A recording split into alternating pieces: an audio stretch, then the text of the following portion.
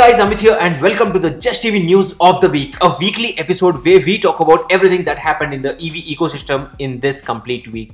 Starting off with the Tata Motors announcement, which has completed a total of 10,000 electric car sales in India, and out of the 10,000 cars, more than 1,000 cars were sold in the month of August 2021, which is last month, and a majority of the sales were happening for the Nexon EV, which has become the best selling car in India under the electric car segment.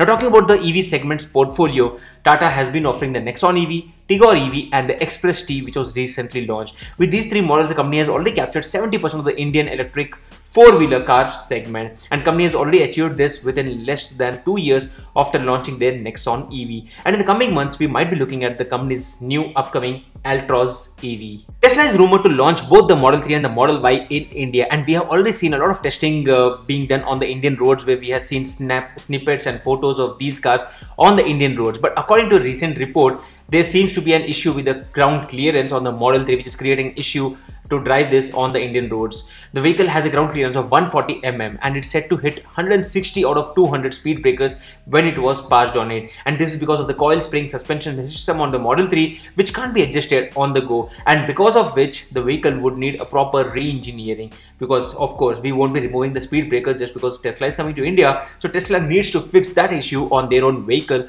So we should be knowing by maybe next year when these cars would be officially launching in India. The next news is from Audi, and they have officially launched the e-tron GT in India. It comes in standard and RS variants. The 93 kWh battery pack will offer you a range of 500 km on the standard e-tron, while the RS e-tron GT would offer you 481 km range. While the RS e-tron comes with a top speed of 250 km per hour and can go from 0 to 100 km in 3.3 seconds. While if you talk about the standard variant, the price is on a very higher side at 1.8 crore, while the RS variant will cost you 2.05 crores. The delivery of these cars would commence by January 2022, and it features a 10.1 inches touchscreen infotainment system and very interesting features. But then these cars are clearly targeted towards the luxury segment. The next news is from Hyundai and Kia, which are going to launch 6 new electric vehicles by 2024. The first batch is going to be expected with the Hyundai's new Kona electric facelift, which is expected to launch next year in 2022 as a CKD unit. In the same year, we will also be seeing the launch of Hyundai's Ioniq 5 and the Kia's EV6. Both of these cars will be sharing the same platform, and both the Kia and Hyundai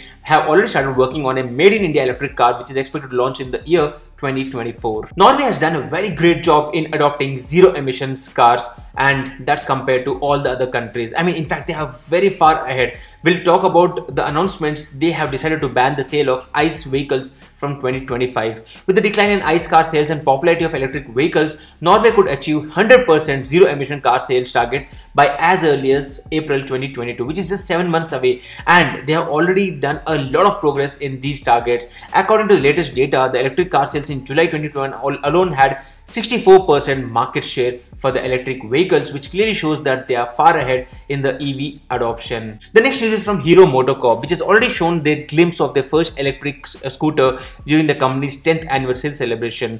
Now, according to PTI, its first electric scooter will be launching in March 2022, while the company has partnered with 2 electric brands like India's Ather Energy and Taiwan's Gogoro. While its first electric scooter will be developed independently by Hero, however, the second electric scooter, which is expected to launch later in the second half of 2022, will be developed in association with Gogoro. So we might be looking at their designs or their technology on their electric scooter. Now, during the launch of its first electric scooter, the company will also be unveiling a brand new electric scooter, and based on the designs and everything, we clearly see that Hero Electric is quite looking at bringing something revolutionary in the Indian scooter market. Now guys, the news is coming from India, from Himachal Pradesh. A new EV charging station has been set up in Himachal Pradesh, and this has become the world's highest electric charging station. This is located in Kaza of Lahaul and Spiti district and is at an altitude of 500 feet.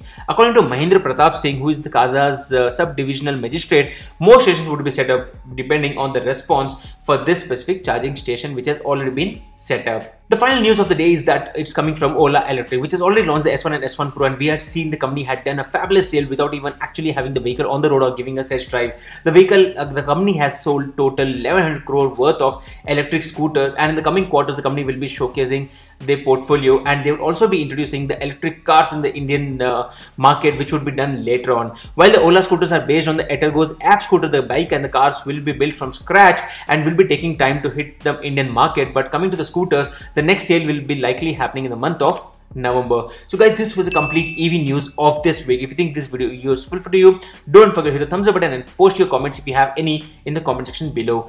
I am Amit and I hope to see you guys in the next video. Thank you and bye bye.